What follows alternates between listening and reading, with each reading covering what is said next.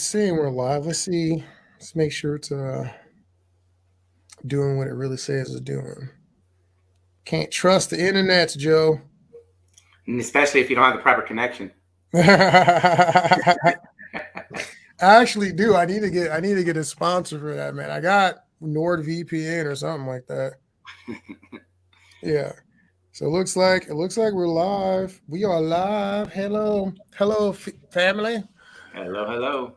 Yeah, so welcome. This is the Austin Action Fest and Market with our Austin Action Fest, friends and whatever we're calling it right now.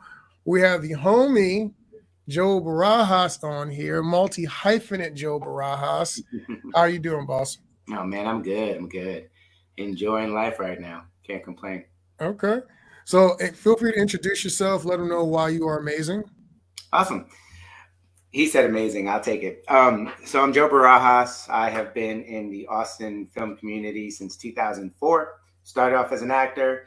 5 years after that, I opened up Regardless Productions to promote us, local talent, whether it be acting, producing, directing, all of it, because we're so talented here. And I really see no reason that we have to go out elsewhere to get talent.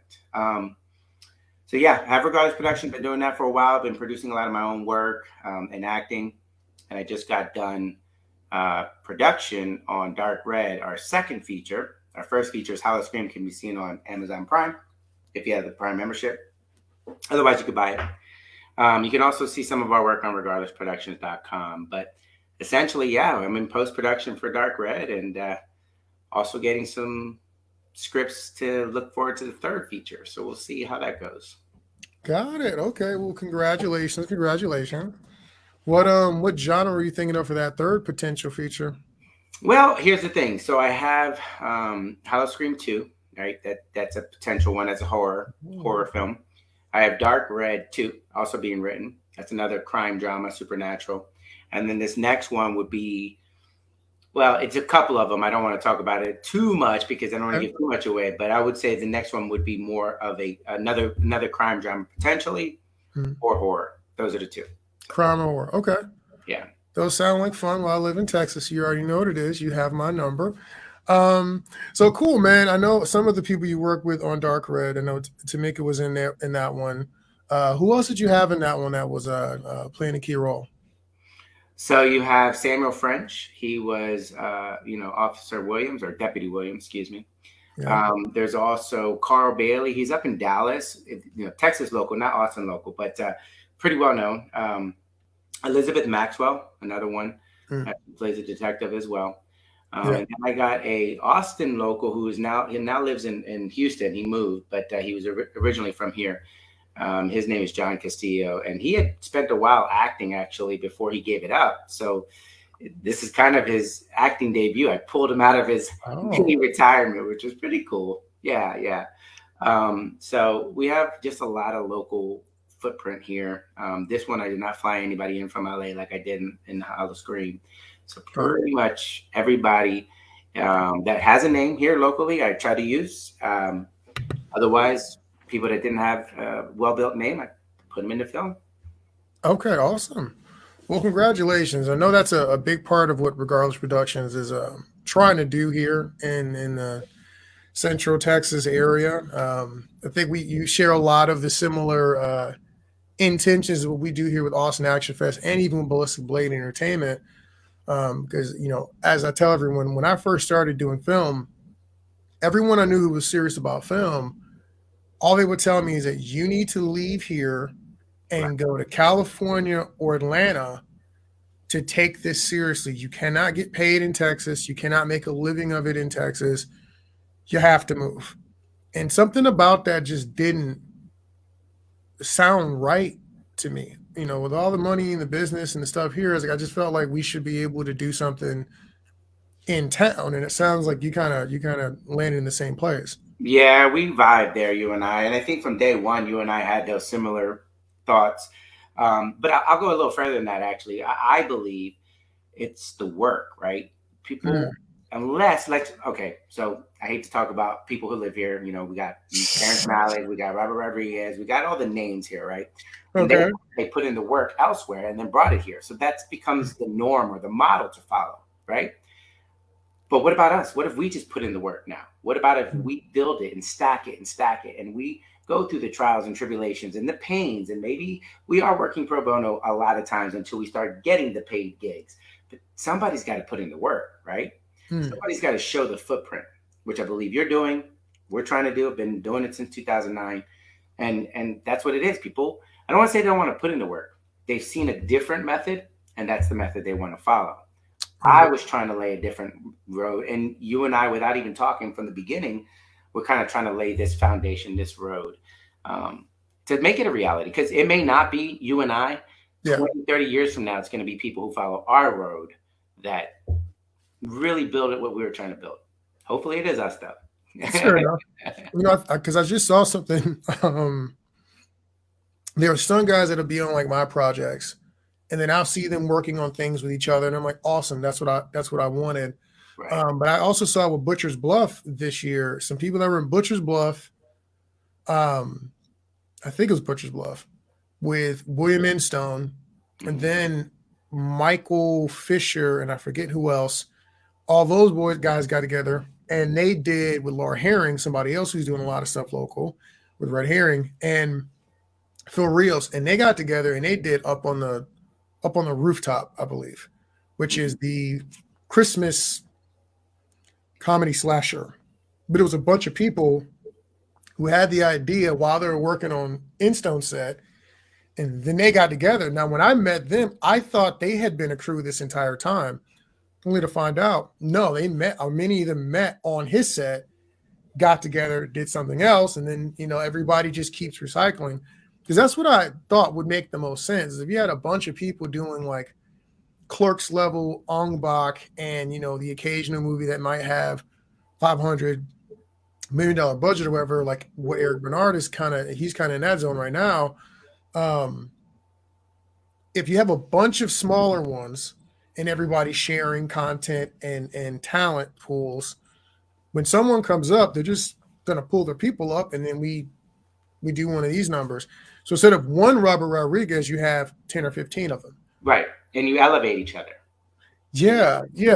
So I love it, man. I love the fact that other people are starting to see it.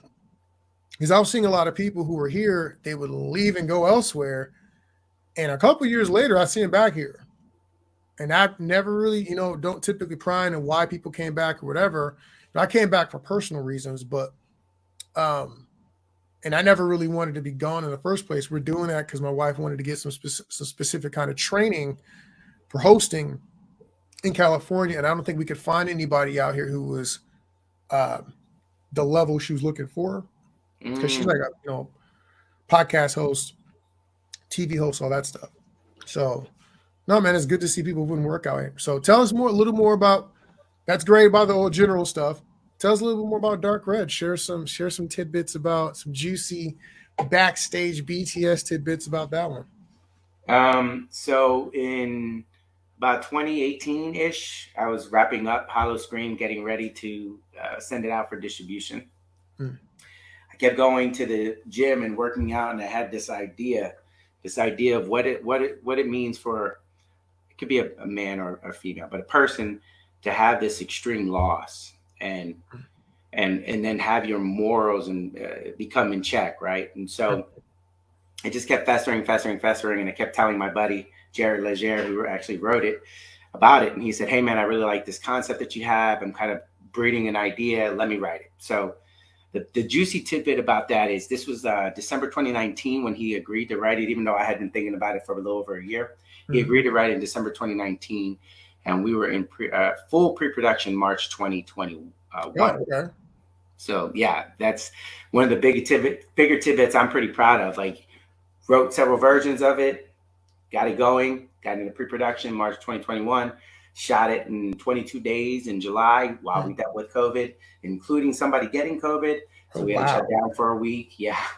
So we did that in 22 days total. So would that have been, was it SAG or was this a non-union product? No. It was close to being SAG because they had that. Oh my gosh, I'm gonna mess it up. There's a new contract that SAG has that allows for you to have a certain level of budget, and we missed it by like $10,000. We were too high. Believe it Wow. or not, can you believe that? Too high.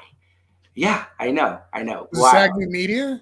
It's not the new media, so it's like a version of the new media. Uh-huh. Golly, it's out there now. It's on the SAG website. It was we were one of the few independents that were going to be piloting this program. But then Wow. when we sent in our budget, they're like, "Ooh, you're 10,000 too high," and I was like, "What?" I couldn't believe it. I heard The that. one time in your life that your budget's too high. Yeah. And so we couldn't do it, which was fine. There was only about 2 or 3 actors that were that we wanted that were SAG, so we had to pass on them. But everyone else that is SAG, I'm not even sure I'm allowed to say it, but they waived it. So people that wanted to work on it, they worked on it.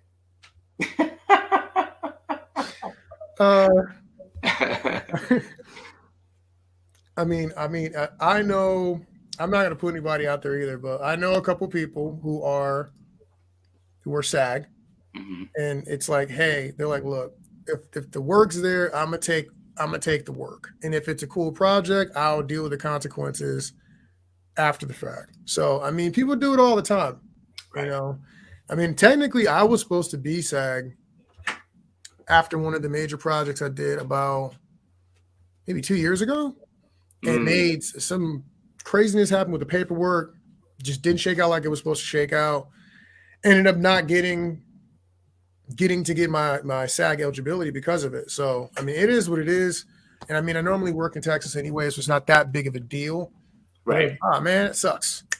But that's funny, man. You didn't get to do a SAG deal because too much money. That's going to be the one time in your life that's going to be the problem. Well, and here's the deal too. Like the person I spoke to, and I won't mention any names just because, but the person I spoke to in the SAG department, they were definitely saying, "Hey, we know that this is going on, and so that's why we're creating this new contract to accommodate, to basically pay their little fees that they have and be able to say they're a paid SAG actor in these small independents, because they just know that people are going to do it anyways, and rather than them having to worry about any penalties or any of that stuff, that's why this contract was new. Yeah, and I mean, I used to give SAG a bunch of crap because I wasn't in the group, right?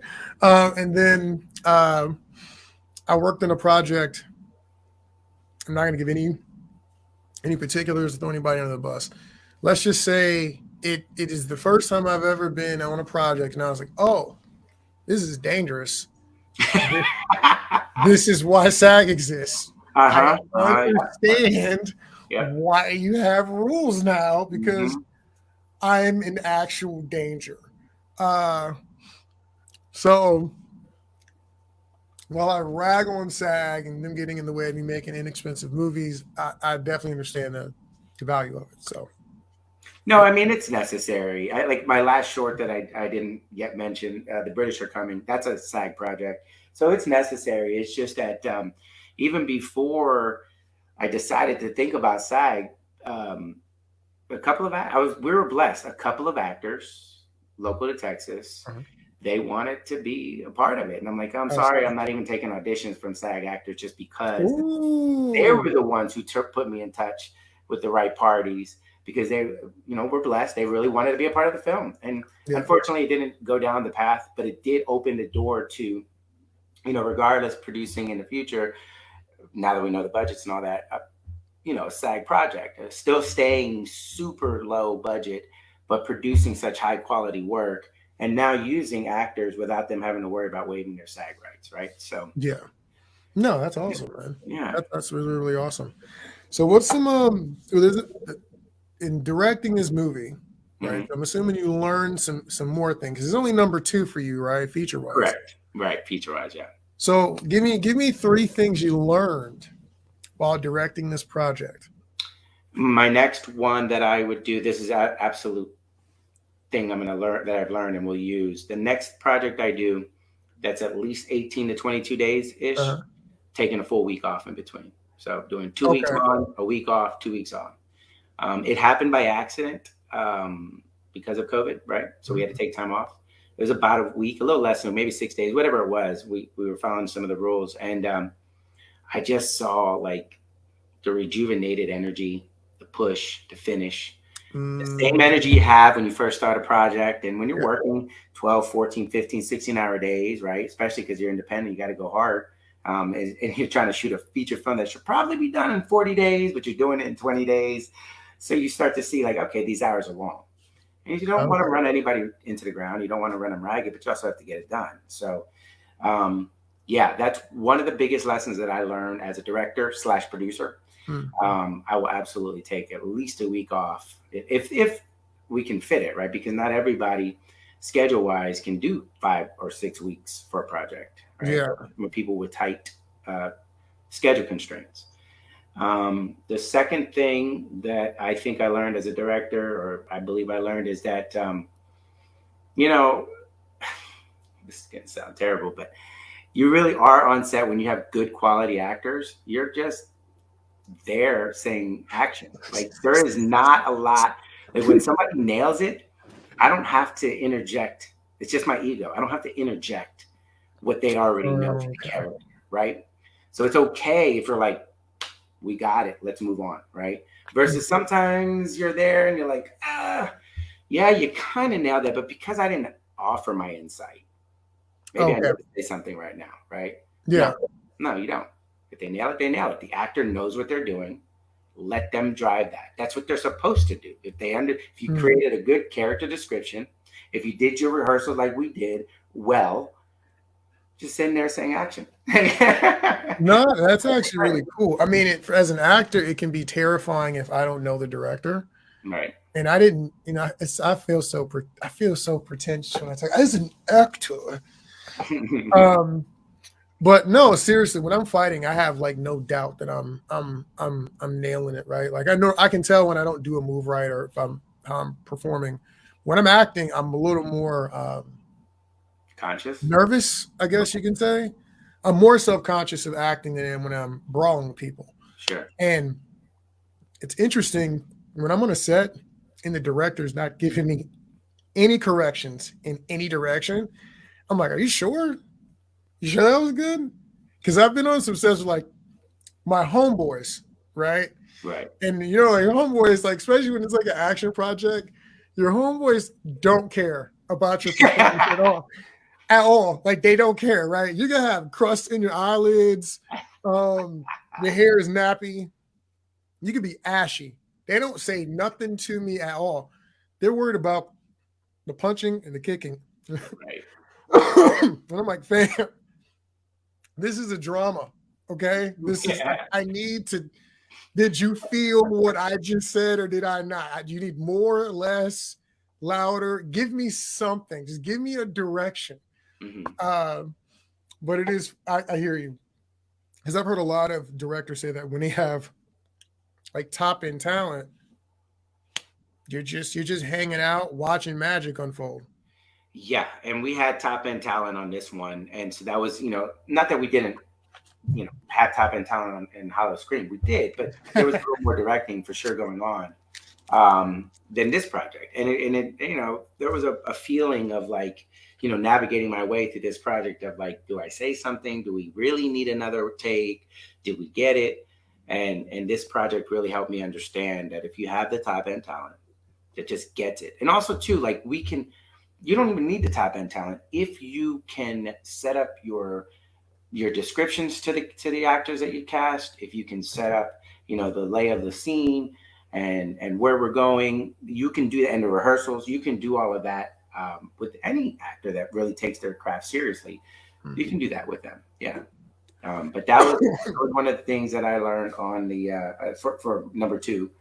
Number three, as far as the three things I learned as a director is yeah, you know what? There's a few times, like I can see I have a little straggler hair there. A few times where I'm in the post and I'm like, oh god, that little hair needs to move. I got to call Last Looks In better.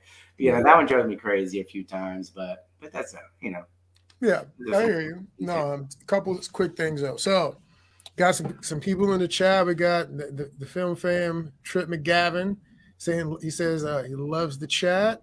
You're doing a good job, Joe. Because I'm just here, right? I pick my talent well, so now I'm just getting to hang out and coast, and let you be amazing as you do all these things. appreciate it. Yeah, Steven and TV's with us as well. From Ming House Wing Chun. Talking about babysitting and fire. Fire emoji, fire means we're doing something right. And I want to You can shout say out. babysitting if you want to, but I would say, you could. There's more going on than the directing. Yeah. I mean, it's just trying to make sure nothing's on fire. But like as far as I want to shout out some people right now. My lead teammate Erica Reddick. She's been getting into lighting, and she's been getting into set design. So if you guys take a look, I had to use one of my basic cameras today, so I don't have the crazy one on. But like, you take a look at this setup here. This is her, right? We got the Akatsuki situation. You know why? We're with the rebels. We got a little scenario. We got some things happening. A little action shrine here, right?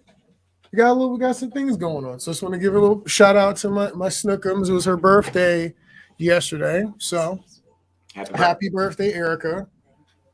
Yeah.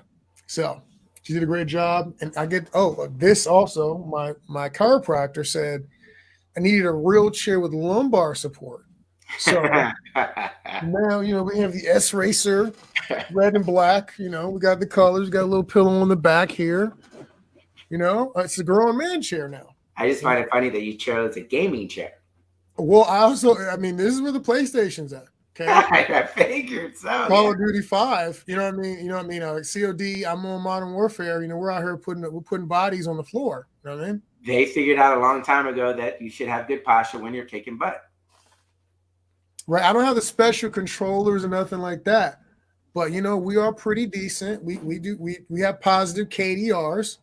Sometimes we'll go on a run, 2-3 KDR. You know what it is. The Ninja Clan, obviously. Trip McGavin knows about that Ninja Clan. So we throw a lot of knives. We stab a lot of people. Yeah. And personally, I like to blow things up. So, here we are. So anyway, so that's total side note. Well, hold on. No, that leads me to a question for you.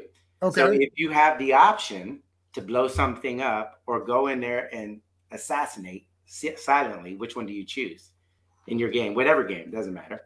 9 times out of 10, I'm gonna stab you. Yeah. But from a strategic standpoint, people get really mad in Call of Duty. It's harder to knife people than it is to blow them up. They get really upset when you blow them up. I'm sure they do. Oh yeah. So like anything like RPGs, and the old one used to be the China Lake. I used to just devastate teams with Nova gas and explosions. Like I'm wasting every piece of equipment I got before I die. Like that. I want havoc on battlefields. Because while I'm doing that, my clan, my people are running around assassinating people. Right. So a lot of times I'm like support in like destruction, and they're just, yeah. So maybe you should change your name to the Violence Distractor. I mean, distracting them. Well, here's the thing: like the Violence Conductor means I can create, organize, and manage violence. Mm-hmm. So I'm like conducting things from the background, because a lot of times, like as much fun as it is a knife or whatever, I'm not the best killer on my team, to be honest with you. But I use heavy guns. I like light machine guns. I like things that make a lot of noise. I don't have any kind of ghost. I'm not hiding at all half the time. So like I go between the loudest target to assassin. I just keep going back and forth. Because my homeboy, they're really, really good at, like I started learning how to push. Like I don't know how you play Call of Duty, but I started learning how to like get an AR or some sort and push, jump, turn corners, all that stuff. That wasn't how I used to play. How'd you play before then? I was just way slower. Oh, okay. I had a slower gameplay.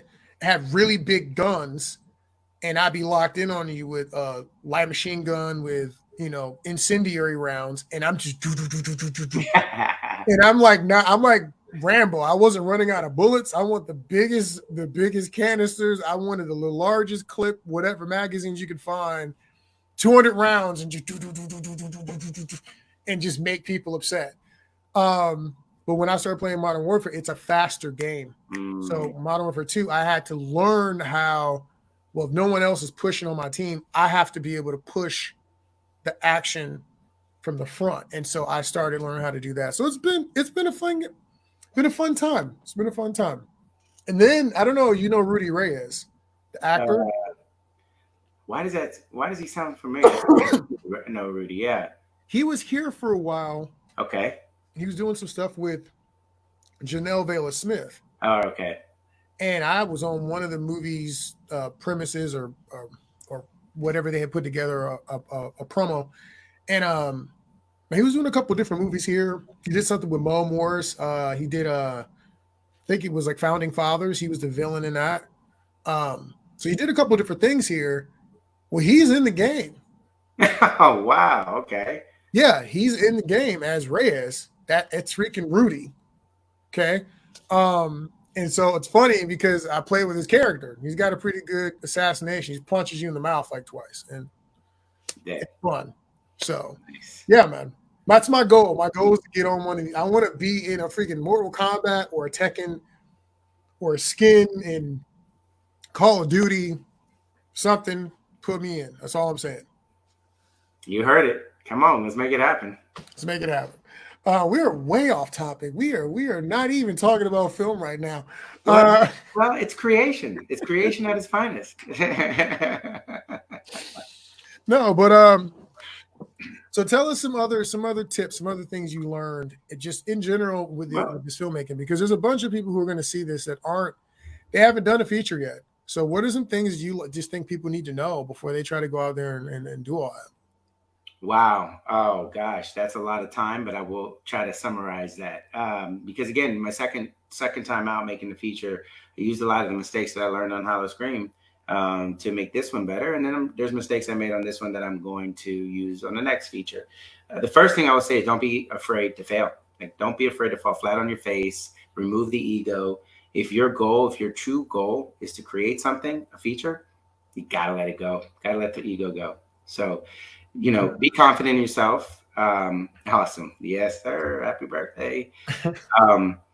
Be confident in yourself, but don't realize that, you're in a vehicle with other people, right? A lot of times producers that I've seen, directors that I've seen, it becomes this is my project, this is my baby, this is my way or the highway.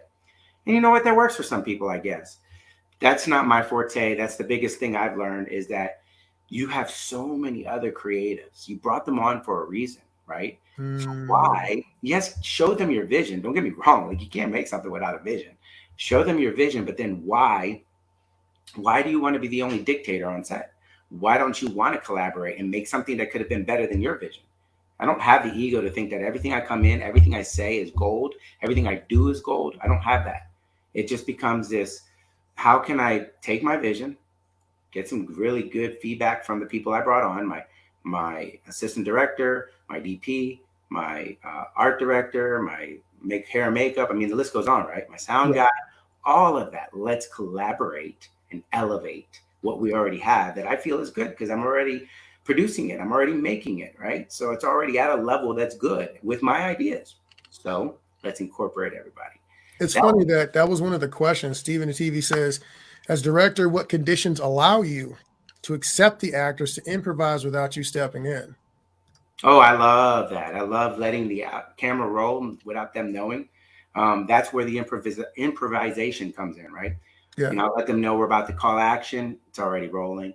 I'll let them know, I'll call cut, and I'll let it go 5, 10, 25 seconds sometimes. And a lot of that stuff that I use when they're getting into their character, when they're having a conversation with each other, a lot of that stuff makes the film, because that's where you're getting the true nature of the character from. So as far as improvisation, like if the lines don't sound right and the actors come up, sometimes they will say, hey, can we think about this edit? And I have the writer on set usually. So I'll definitely say, hold on, I think that's a good idea. Let me bring on the writer. Let me make sure what we say right now doesn't affect something later on, because right now I'm so focused in this moment, I may forget what's going to come on. So I'll have the writer come in and help on that. But yeah, sometimes it just makes sense to let the actor who's so ingrained in their role take control on that. Gotcha. Okay.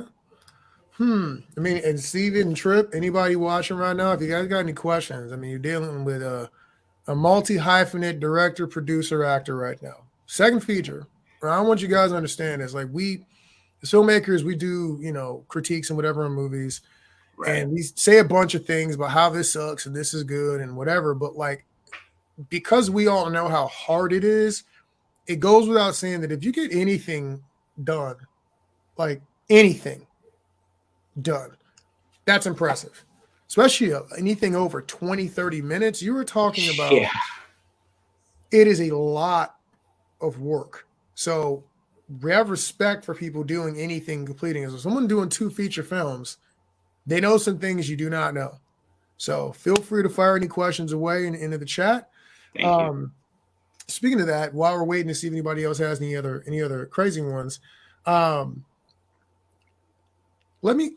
what is something that's unique about Dark Red that you want everybody to know about that project? I mean, there's a few, but the biggest one that I wanted to say, I'm so glad you said that, is it was an all-female camera department. Right? Director of photography, Tanya Romero. She's obviously director of photography, or director photographer, excuse me. But she had asked me, hey, if I come on for this project, how would you feel about an all-female, run department? And I said, let's go.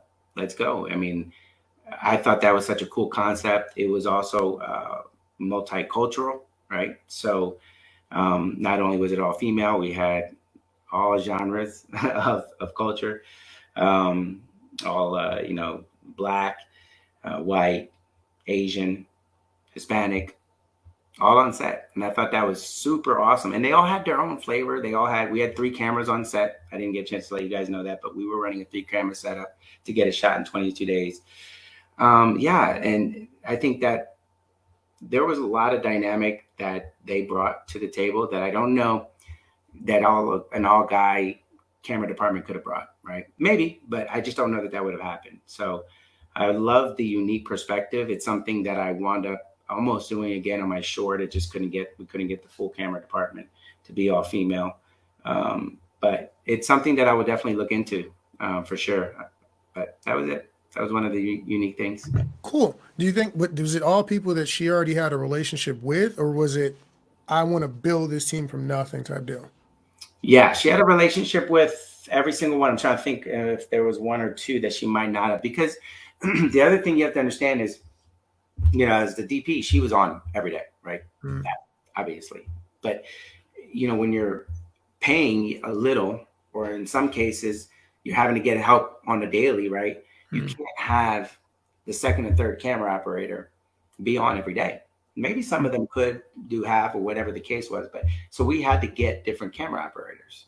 And so there might have been 1 or 2 that she had just recently met through somebody else. But for the most part, everybody she knew from previously working with, or just knew of and wanted to work with them. That's cool, man. Well, congratulations. Yeah, thank you. Congratulations. Like I said, I'm looking forward to seeing what you guys have created. I've definitely worked with Sam. He tends to like these cop roles. Let's just put it that way. Yeah. And then definitely worked with Tamika on a couple different things. So she's really, really good. I got to use her. Look, when we do Chronicles, man, I'm gonna be jacking from everybody I know. Like, who do you know is a good actress? Send me some recommendations, because I need everything. So I plan on putting you back in there if you want to run. I'm ready. Want to run Slate again, Big Swole? Whatever you need, man. I'm ready to be in front of the camera, behind. It doesn't matter. Oh, man. I like just creating. You know that. Yeah, I do. We're gonna have some fun stuff coming up, and I got so much I'm working on myself, but it's all cool things. Luckily I'm getting through like a really busy time where everything was due at the same time with all the clients or whatever. But we're going to be doing some fun stuff here. And it's great the fact that in Austin, we have so many talented actors and everybody's collaborating. Like, I love that. And when I first like I said, when I first got here, I didn't see it as much. I'm sure the actors did it, but with the action people, it wasn't as collaborative. It didn't seem Right. different groups, and I feel like that's kind of changing, which is really really cool, man. Because There's just no reason why Texas or even just the central Texas area isn't another coast, right? You got the East Coast, West Coast. It should be the original third coast. When I first moved here in 2003, that was the lure for me, right? Was that this could have been the third coast. There's no reason that it can't, you know. I know South by Southwest is great, but it's very corporate. It's very big. It's hard for someone like you and I to really make a footprint the way we would want to. I'm not saying it can't happen. I'm sure there are people listening in that are like, yeah, that's not true, but it can. It's just harder. But the fact of the matter is, you know, there's no reason why it shouldn't be. And we could use some of our, you know, Texas government to help assist us, but we could sit there and make that an excuse all day long and wait for it to happen, or we could just go out and create. Best advice I ever got was from the LA Web Fest, Michael Ajakwe. Unfortunately, he has passed now. That was his best advice he ever gave me years ago, was like, if you have the desire and the will, don't wait, go create. And it's stuck with me to this day. Yeah, man. I mean, I think one of the things we've seen is like a lack of, when I was in LA and other places, how you financed a movie, they seem to know how to do that. Mm-hmm. These steps, these people had this money, and you can da da da da da da. And here, people are always scrambling for the money. Absolutely. Which is, I've always been curious, like, why can't, and I've talked to people about this too, and they're like, oh, you can't make any money on a movie that's 100 grand, 200 grand, whatever. And I'm like, well, that sounds wrong to me, because I grew up watching Kung Fu movies. We never cared what the budget was. Right. Like, half the time we could, we didn't even care if you could speak freaking English. I didn't even have good subtitles. I was just like, look, they're throwing hands, I'm watching it. Or, man, they're doing cool stuff with the sword, I'm there. You know what I mean? So I'm not saying that that's the way to do it, but clearly, if people are hungry for certain kinds of content, if you make it and it looks decent, they'll watch it. Absolutely. You know, so it's very confusing to me when people say things like that. I'm like, well, okay, well, what kind of fans do I need? Do I need a bunch of fans who be willing to finance a movie? Like, how do we, there's got to be a way around whatever it is I'm watching not take place here. And so I think some of it just has to do with finding a sophisticated distribution method for movies that are running million sub, you know, a million and under. Like, most people really realistically aren't making movies over 50, 100 grand, 200 grand here. Mm-hmm. I mean, most people don't, they're just getting together, because we get them at the Austin Action Fest all the time. And I can tell them, like, this is not, I think they might have shot this on a high definition camera. I mean, they finished the feature, but this is clearly not a $1 million movie. Right. Okay, so we got together and they just made it happen. Cool. Great. Well, there's got to be some kind of outlet or whatever for that. I don't know what that is. I don't know what that looks like, but I think that we can figure out how to make that make sense. And in reference to the state helping, I've often been curious about how they make the determination on that. And I need to talk to, have like TXMPA or somebody on to explain it to me. Like, what is the issue with incentives? Because I've heard people say it makes the city a bunch of money. And I've heard people say it makes the city no money. And I'm like, well, can I just get an answer?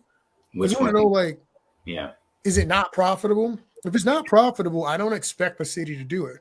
Right. But if it is profitable, then it should be something that you do at a lower level. That 250 and above limit they used to have to even start getting incentives. I'm like, well, if most people here aren't making movies at that budget, that means you're only giving incentives to people who don't live here.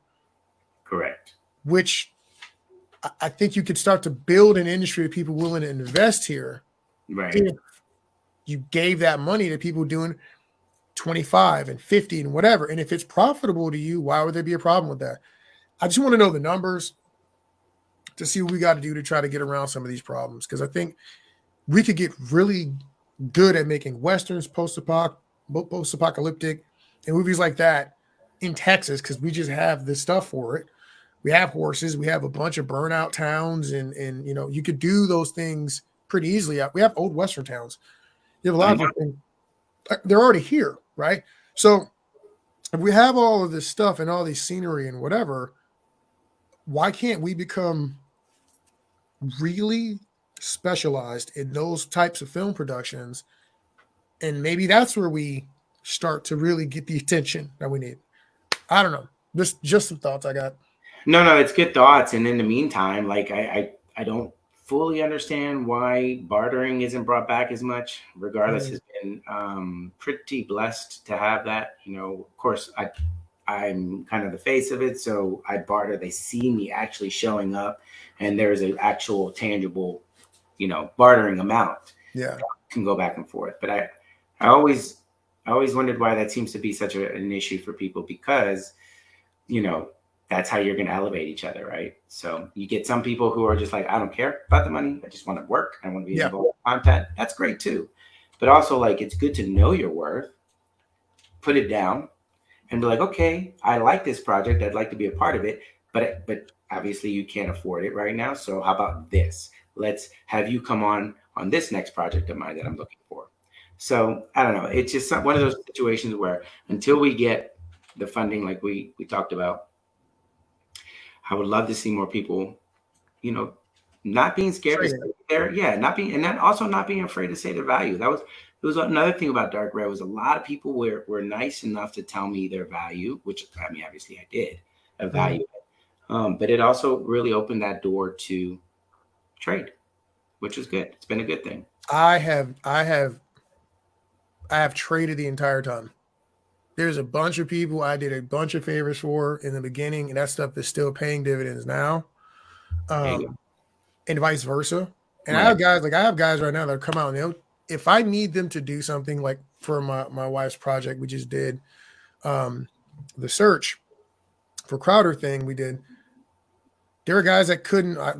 There's no money. Like, it's just a funny short. I mean, and we had to fight and do stunts and do whatever, but like, it isn't a thing that has a budget for it. It just isn't, right?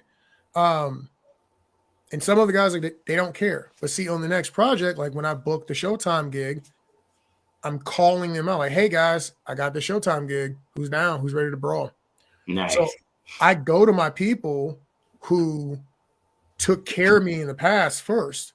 Sure. Before I go to the randoms and the castings or whatever, like, I'm gonna take care of my people who helped me get here. Right. So I think many people have figured that out. Good. That's how, I mean, there's no reason to not do business like that here. It's like, we can trade back and forth and you could pay me and I could pay you and blah, blah, blah, blah. Or if we're going to do this all day, I mean, we don't necessarily have to exchange funds. But now if I don't know you, it may need to be a little different on that first go around. I'm just saying. Absolutely. No, I totally understand that. Let me ask you, have you ever been on a project with somebody and you did them a solid in some kind of way and you never heard from them again? No, I've been blessed. I have been blessed. Yeah. Yep. I've been on maybe one or two where it's a new guy getting a thing going on or whatever, and I came in and helped out, and then not like they dodged my calls, but like they just aren't involved anymore at all. Right. So like, okay, cool. Well, I chalked that one up to the game or whatever.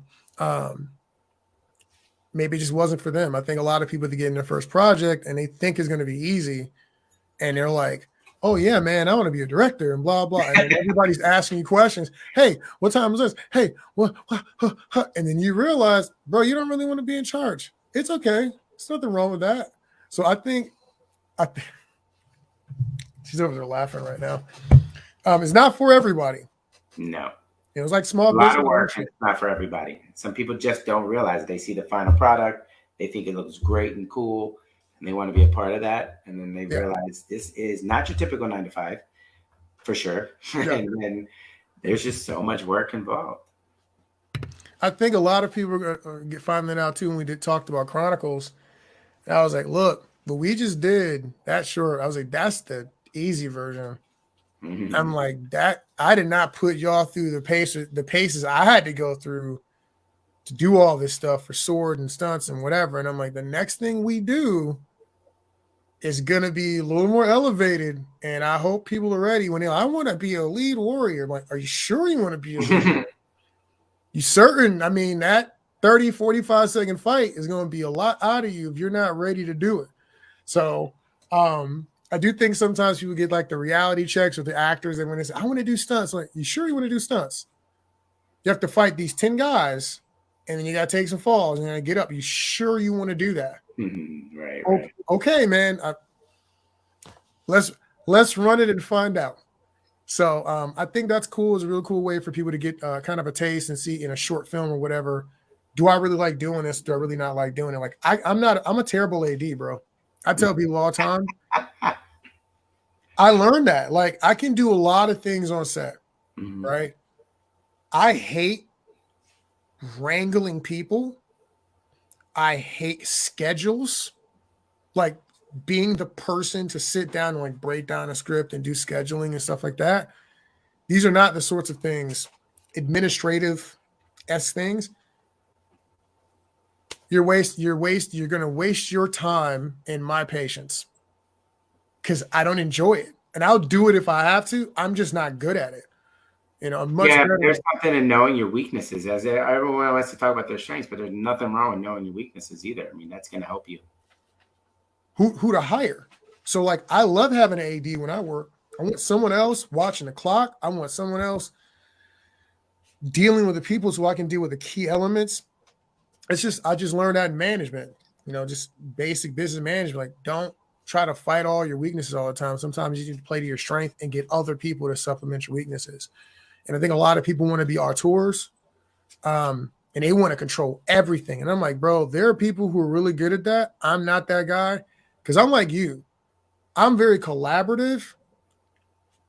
I mean, I'm pulling you guys in because you're good at costumes and makeup and sound design and whatever. And I'm pulling you in because you're probably better than me. You're definitely better than an unfocused me. Sure, absolutely, 100%, especially if you're pulled in different directions. Oh my God, man. I've seen people not press record on things because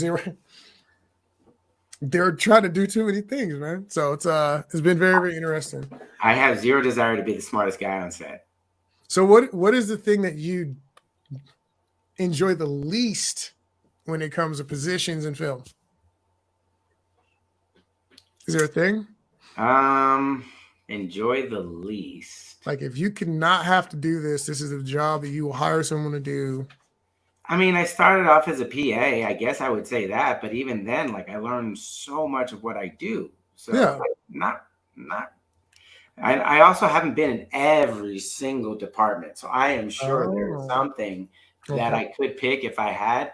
But I mean, I really stayed in the PA, key set, second AD, producing, directing department. So I really had a narrow path. Oh, okay. So you tracked. I got you. Got you. Yeah, I did not do that. You did it all. I did everything. I mean, I did PA stuff as well, but like I literally did everything on set. And then I was filmmaker. I mean, I was writing my own stuff, and then we were directing it with a small crew and just trying to make it happen realistically because it was terrible. And I can say that straight face. When we began, it sucked. And I was, you know what? I don't want to subject anybody else to this torture. Yeah. And so I'd rather just do an embarrassing thing on my own. Yeah. And be fine with the fact that it sucked instead of wasting people's time. And so in the beginning, I did everything. And I realized like trying to get people and schedules lined up, I was like, oh my God, I'm going to kill everybody. Yeah, it's not easy, but that stuff doesn't bother me. I like it. Good. Like Tetris. I'm a very good Tetris guy. You know, it's like fitting the pieces to the puzzle. Good. Okay. See, I like cameras, fighting cameras. And often I'll try to have somebody else do some of the directing for drama. Unless I got a really strong feeling about the work. I like directing action more than I like directing emotion. Unless it's like something that's really like getting to me. You know what I mean? Like I really feel passionate about it. But don't sell yourself short. I've seen your work, and so there is emotion in your work. There is an art form from what I've seen. The rage and the brawl. I got you. Yeah. Yeah, I mean, I know you're saying you're having somebody else direct your drama, but there's drama, there's feeling in your. Oh yeah. I mean, you still gotta convey inside of the fight, but like Right. if you just say, "Hey, Ben, we're doing this thing," and it's an talky action thing, I don't really get excited about directing that conversation unless there is something like heavy in there that I care about, Okay. right? A lot of times, if it's just whatever, I don't want to direct it because it's you don't need me for that part. Let somebody who cares about that thing do it. Bring me when there's brawling, but I can do it, and sometimes I do get a wild hair. Like, man, I really want to write something like this. Like some of my new stuff I'm writing now, I actually like I'm feeling it. Like these are some good conversations. Like the new Chronicles thing, we'll talk offline because I can't spill any beans. But the concepts I want to weave into that are being woven in are heavy. Nice. They are not. It ain't just the bad guy has a dragon and we're gonna fight him.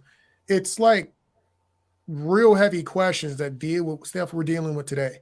Okay. So I'm weaving that in there, and so I am going to be excited about that one. But Sure. generally, I just kind of move to the side.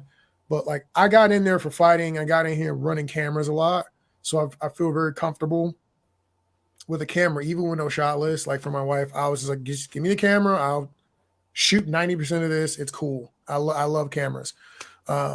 So yeah, man, it's been a very educational uh, run for me in film.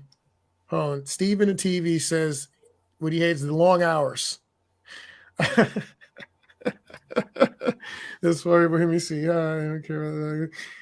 So he says he's also Erica said, my wife. She said that's why your boys don't direct you. They don't care about the dialogue. They care about the action.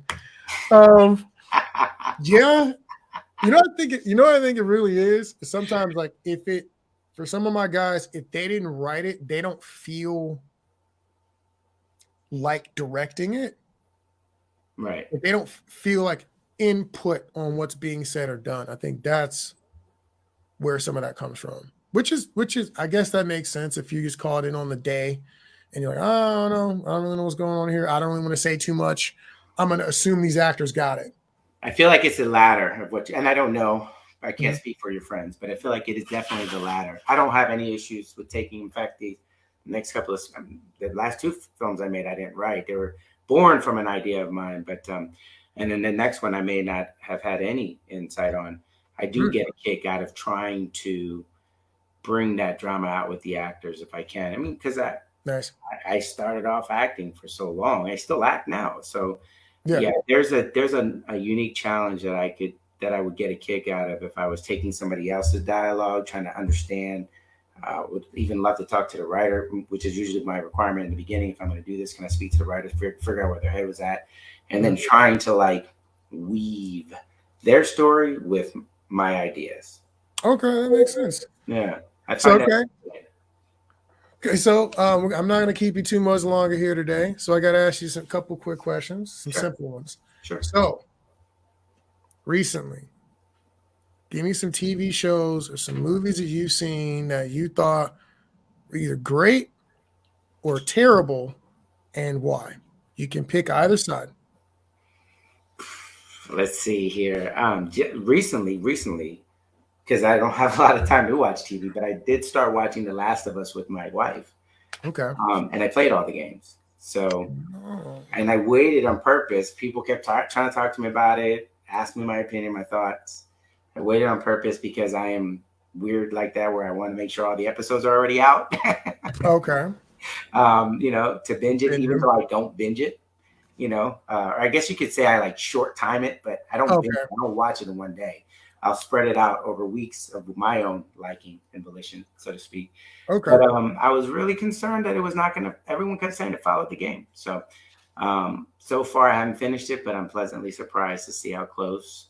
I do like the approach they took about backstory that we don't get a chance to explore too much in the game. So that Okay. one's a hot one for me right now. That's a good. Um,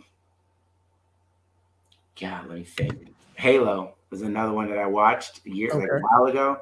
That was disappointing. Ooh. Yeah, that was. What didn't you like about Halo? I like not seeing Master Chief's face. I like feeling like I am Master Chief, and having somebody else play him bothers me. Um, I mean, I don't sit there 6 days at the gym, what to let somebody else play Master Chief. No, so it was a personal issue. I just seeing his face come out, seeing the human element side. You have to do it for the story. I get it, but darn, that drove me nuts. Was that the one with Michael Coulter? Yeah. You can say, listen, Joe, you're at a safe place. You can say it. You didn't like it because he was black. No, not even that at all. No, that was going worse. No, I just don't like seeing the face. And what if you've ever played? Now I'm assuming you have. Maybe you haven't, but if you ever played any of the Halos, he has never demasked. I'm sorry, it's too easy. Yeah, it was too easy. Right. Coming from the guy who made sure his lead actress was black. Yeah, I thought it was funny. That's why I thought it was fun one. I actually heard. I mean, I saw it, and I played the games. He said something about him is stiff. The whole thing is stiff. I don't know I don't know if they were like. I can't figure it out. Now here's the weird part. Because I have an issue with it, if a season 2 comes out and I've already invested in season 1, you'll watch it. I mean, I'm kind of like that too. I'm not gonna lie. Like, I have a hard time starting something that's bad, but you're like 2-3 episodes in. I'm like, fine, let's finish this 5. Like Game of Thrones, that last season, I was like, this is trash right off jump. I knew it was bad. The last season, Game of Thrones hurt my feeling. Not the new one, the old one. So check this out. I have somehow lived in a bubble where I never watched Game of Thrones all the way until 2023. I think I finished it in 2021. Wow. Straight up, the whole year. I might have like 8 months or whatever it was. And didn't read anything, didn't follow anything. When people would try to like show it on TV, I would turn it off because first off, like my wife hates that kind of stuff. And I like that kind of stuff. So it's like, I'm not even going to get into something if I can't watch it with my wife. Well, that all went out the window in 2021 thanks to COVID or still some lingering effects of COVID. But anyways, so I watched it. I didn't see all of the stuff until after the hatred. Yeah. So I have a different perspective of it. And if you watch it all compressed, it might be a little different. I feel like it is different because I watched it compressed, but yeah. The problem is that I was a fan of the Night King. Okay. And it had a specific story. In that last season, they kept trying to subvert expectations. So instead of Jon Snow being the one to fight the Night King, his sister is the one who stabs him. I'm like, she doesn't even do anything with him. She has nothing to do with him. Why? Yeah. I mean, she could have helped. I would have been fine with the siblings like jumping him and maybe Bran doing a weirdo thing. I would have been cool with that, but I was just like, and then the way she did it, you know what it was? If I'm not mistaken, there was another movie that year that some girl did the same thing where she's got the knife, drop and stab. I'm like, what? No, you can't. Oh my God, you can't kill people like him like that. Like it upset me a great deal. And so I was like, and then it's like, it didn't tell any of the symbols he was doing and stuff. They didn't explain any of it. I was like, what are y'all doing? Why are y'all doing it this way? I'm so glad you said that actually. But there's 2 things. Number one, they built him up to be such a bad boy to go down like that. That's a shame. But 2, the Night King did it, and Jon Snow to be this awesome, wholesome hero who never really became a hero, in my opinion. But the deal is, there was a text message from a diehard friend of mine who kept telling me for years to watch, and finally when I did, I was texting him. And he kept asking while I was watching the season 8, like what I was thinking as I was going through it. And finally I was like, I'm not going to answer your question until I'm done it. And then he's like, okay, well, what do you think? So I tell him, I'm like, I don't think I share the same issues that everyone else has. Yeah, the whole Daenerys thing was cool. But my deal is I got involved the moment they talked about the Night King. That's a bad boy. Like, yes. So when that story kind of splintered and he got such a crappy ending because they were going to end it, and then we spent 3 or 4 more episodes on stuff I didn't really care about. That was my issue. But a lot of people had more issues with the way Daenerys' character was wrapped up. She did do a weirdo. I mean, she did pull an Anakin Skywalker. I was like, yo, she just I mean, I know she was crazy a little bit, but like she went full blown fast. And like that seems like a lot, but okay. But then it was like it's just these people that you've been watching this whole time. Okay, you know, Cersei's been a piece of garbage. She finally gonna get what she deserves and whatever. And it's like, nope. And then the dude, you think Jamie's gonna do a transition, and I thought it was like maybe he's gonna kill her. That's what I thought was gonna happen. I was like, maybe he's trying to like redeem himself. Like, nope, okay, they're just gonna under the rocks. I mean, I guess it was just, but I think they said that the directors were gearing up to go do a Star Wars movie or something. So they were just trying to wrap the story up. It was rushed. That's why it went that way. And I was just, man, you know, like people have been rocking with y'all for like 10 years or so, avidly watching this show.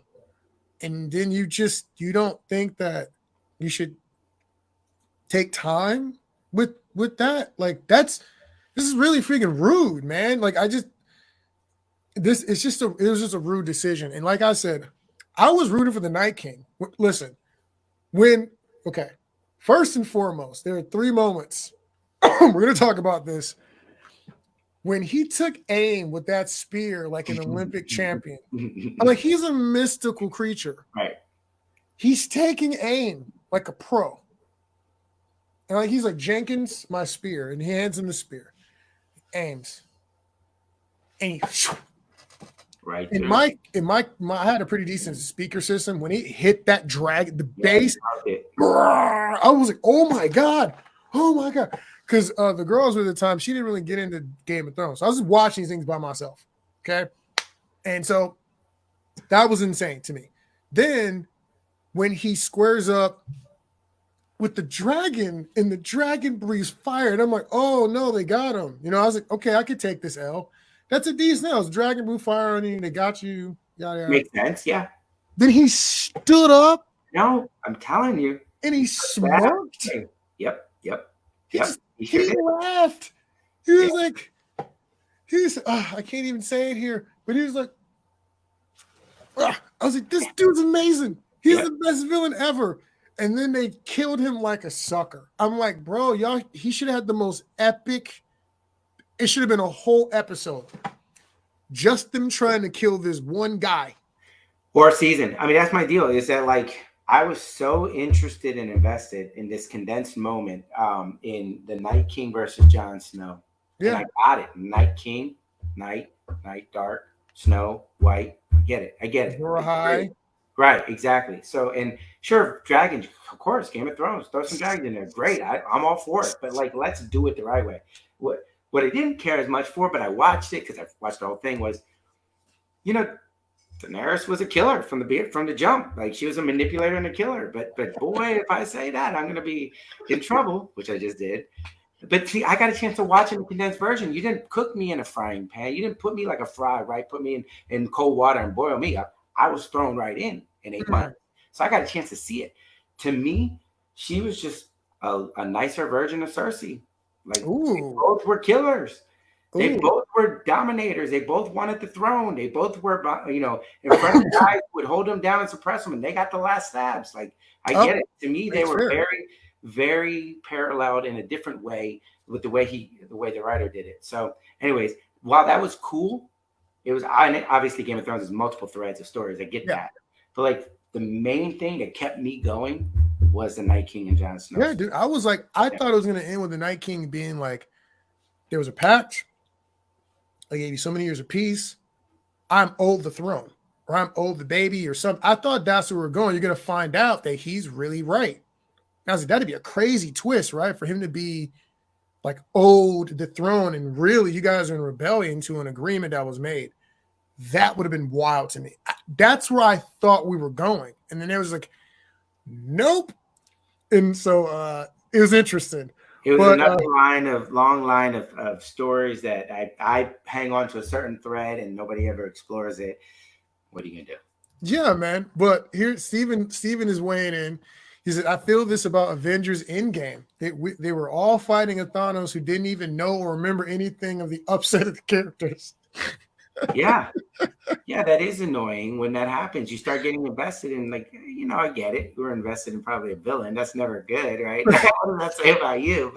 But still, like when you're invested in that, you at least want to see that, or at least Thanos, like he was holding people left and right. People like holding them, stabbing them, beating them. Like at least he got this somewhat of a send off. Although I don't want to ruin it for people who didn't see it, but and the second In one. like years. Like if you hadn't seen it, I don't know what to tell you. Hey, maybe there's a me out there that's just waiting. I waited so long and I avoided all of the information, but just don't watch this, whoever's listening in. Well, exactly. But that's the thing. I think a lot of movies I've noticed, and I got to get you out of here. But yeah, sorry. I think that a lot of movies don't wrap up well. Mm-hmm. Like to be honest with you, I love Lord of the Rings. Number 1 was a flawless movie. Number 2 was fun. It's a normal second movie, more action. Number 3, I ain't like it. Right. I ain't like it. I don't like how they killed the one forget his name, not the Night King, but the one rider, the one lead Nazgul. I didn't like how they killed him. It just felt cheesy. Mm-hmm. I didn't think that girl was legit enough to take him out. She should have been better than that. I didn't like how the king had he had the ghost army. I was like, this just feels cheap. I also didn't like the fact that Gandalf, how is he better swordsman than everybody on Earth? He had a sword and a staff. Right. He never got touched, fam. Okay. Go back and watch Gandalf. Yeah. He's flawless with the staff and the sword. No one can do anything with him. And it's like, bro, how's he the best swordsman? He's a wizard. Use some magic. What are you doing? I'm sorry. No, because you're right. Here's the thing. If he's the best swordsman, then what does he need everybody else for? If he's that awesome. Like, yeah, there's some. Where are the spells at? Do a thing. Nope, none of that. We're just gonna freaking eco the raid. Now I gotta hear about Rings of Power. What do you think of Rings of Power?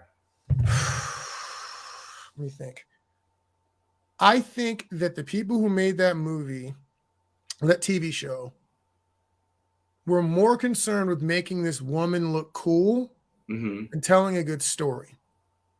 And I think that is unfortunate because, and this is where a lot of this stuff's been going on politically with female lead characters. Like, look, I'm all for female leads. Like, before you fools are talking about female leads, we were watching movies like Alien. We're watching movies like Crouching Tiger, Hidden Dragon, of which the women are the whole purpose of that movie, by the way. I was watching Heroic Trio, old kung fu movies with females, Legend of Wing Chun. I was a Michelle Yeoh fan before people even knew who she was. Like, over here in the West or whatever, I watch Chocolate. Like, you know what I'm saying? I'm into us action fantasy people. We do not care. Final Fantasy, Tifa Lockhart, everybody knows she's dope. People are big Chun-Li fans. This is not a thing, right? But when you put a girl in a movie and you don't want to let her suffer like you would Stallone, who was a Rambo, or Deku in My Hero Academia, if you don't let the people suffer, it can't be the hero. Like, if you watch some of these shows, and that show right there, I'm like, dude, she fought a freaking cave troll thing by herself. Like, she didn't need any help. She did a no-look cut on the troll. Like, bro, do you remember Lord of the Rings 1 when they fought a troll and it was Gandalf and Aragorn and Legolas? Right. They were still getting work by that troll, cave troll. And she runs in there, she's freaking gliding around on wires and sliding. And I'm like, guys, you aren't making her look cool. You're making her look blessed. You're making it look like she's just getting it handed to her. Let her get smacked around a little bit. It was things like that, and it kept pulling me out of the show. And I'm like, bro, I love Lord of the Rings. I want to like this show. But then she got in a fight like with the crowd of people in Numenor, and she's like spinning around and casually, and I'm like, is this Herc's adventure? Are we watching Xena right now? Why are y'all making this weird? Make these dudes threats and then let her Show her superior swordsmanship. Why is it so cheesy? And it like I felt like they just didn't want to hurt her. And I'm like, no. If you want me to love a hero, they got to get beat down bad. Or at least do it after the fact. If you want to set it up in the first episode to grab your attention, be like, whoa, she's badass. And you spend the next 7 episodes her getting her butt kicked. I get it. Somewhere. She got it.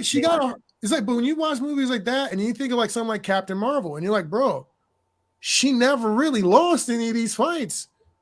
She didn't even really need to train. She just needed to remember who she was. And all of a sudden she was more powerful than everybody. I'm like, guys, you can't get Rambo out of that. You can't get the kind of people like Sylvester Stallone plays, and we really love those gritty heroes, or even Ripley and Alien. Like, dude, look at what she had to go through for us to like her. Like, that's the thing. It's not the fact that she's a girl. You have to make her suffer. Even the Woman King. If you watch the Woman King, I haven't. I want you to. Oh, bro, I need to. That was my movie of the year. Is that right? Oh yeah, I gotta get that then. They go through it's rough for them. Oh, nice. Like, it's people, I mean, they're not playing nice with these heroes. The heroes have to suffer. Wow. If you don't make the hero suffer, I don't care. Well, it made me, so I liked it. I agree with you, but I liked it. But it made me gravitate toward the secondary actors, which is man, I'm gonna mess up the Hobbit's name. It's a little girl Hobbit. I forget. Oh, yeah, I forget. Yes, but I know her story is much more appealing to me. It is. She's struggling. Like, she's going through it. Like, but culture, family. Like, she's making some sacrifices here. No, you're right. Even I thought the most interesting was stuff with the dwarfs. Yes. The relationship. That's correct. Yep. And him trying to, oh man, my people are betraying me, but I'm really trying to be a good dude. And I loved all of that conflict that was going on. I'm like, that was good. I was like, I didn't people like, I hate the show. Like, no. It doesn't live up to Lord of the Rings standards. Right. It's not a horrible show. It's just they miss the mark whenever you make a hero that's not. I'm supposed to like your hero. And if you make me, you can make the hero have to earn it a little bit, but like they got to earn it at some point. And I felt like they never made her. She never came around to you saying, "Okay, I'm really on her side." Like, dude, she's mean. She's just running around telling people what to do. I'm like, dude, I wouldn't follow her. Yeah. And I think maybe they were trying to do that. I think some of it might have just been poorly executed, or on the director or the actor. And I think maybe they were trying to show that the fact she has no care for her men, but it just didn't come across right. Like Boromir. Like, you don't like Boromir in the beginning of Lord of the Rings, but after the thing with the Hobbit gets hit with the arrows, like, dude, that was the moment. I was like, this dude's been a dirtbag this whole time. He has some redeeming qualities, yeah. Right, you can see he's trying to take care of his people, but he's being a jerk this whole time. Then he makes a mistake, and then he dies trying to protect the hobbits. And I was like, okay, that was dope. Yeah, it is. So, and that's set up the right way to get you emotionally involved. Yeah, but I think what he's talking about is like, even with the Thanos fight, it was like I was watching that, and I'm going, the Hulk plays no role in this. What are we doing? Right. Like, and even with Captain Marvel, I'm like, there's so many other ways you could have used her and the Hulk when fighting Thanos. Like, you could have really had some moments in here. Oh, yeah. I felt like they rushed it. They got ready to just wrap it up. And if you look at the action sequences in that compared to Civil War, compared to really any of the other ones, it wasn't as well thought out. You know what they needed, Benjamin? They needed a week off. Before they shot that, they needed to take a week or a month off. I'm telling you. You're welcome. That's all it takes to fix all these movies. Clear your head, man. Take a step back. Analyze. You know what? I like it. I like it. You know what? We're gonna put a pin in it right there. All right. Joe, where can they find you? Where can they get a hold of you when to keep track of your journey? The easiest way is follow me on Instagram. I am Joe Barajas. You can also find me, Joe Barajas, on Facebook. You can also see my work on regardlessproductions.com. But yeah, that's where you'll find me. That's the most of it. You can also follow Dark Red too if you want to get some of the latest information on Dark Red, Facebook as well as Instagram. Dark Red the movie. Awesome, guys. Well, this is the Austin Action Fest and Market. Appreciate Joe coming on and sharing his wisdom, his pearls of knowledge. Thank you. Remember, take that week or that month off if you can. Yeah, right. Yeah, you guys stay safe out there. Keep fighting.